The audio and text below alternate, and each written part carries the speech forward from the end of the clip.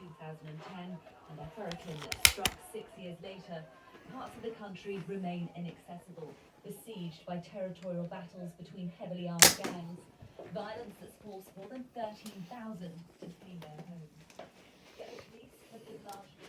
Players have the benefit of staying. They don't have to travel anywhere now. They can obviously go back to their St George's Park training base and prepare fully for that match on Sunday.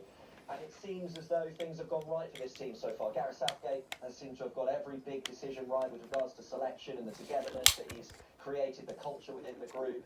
And he seems to take the pressure off the players. Hey, as we know, you love chasing them, don't you? He's only going to grow in the lead up, but he seems to be very good at keeping his team's feet on the ground. And it's going to be a fascinating match, and one I think very hard to call when you look at trying to pick between those two sides from that final on Sunday.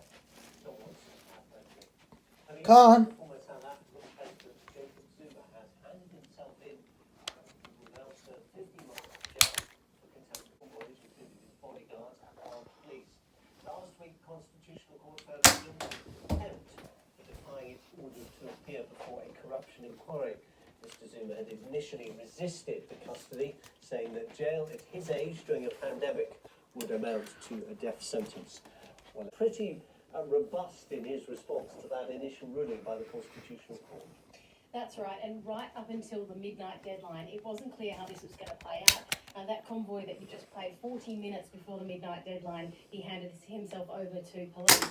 This is the first sign yet that he may be willing to serve this 15-month sentence for contempt of court. That's, of course, because he didn't turn up to a corruption drama to play out, and that's because two courts have made different decisions. So the Constitutional Court handed him the sentence, and now the High Court has put off its decision to apply it. So the police minister said he was put in quite a tough spot, having to decide which court he would abide by. He said that the courts had... The motorsport team were the difference.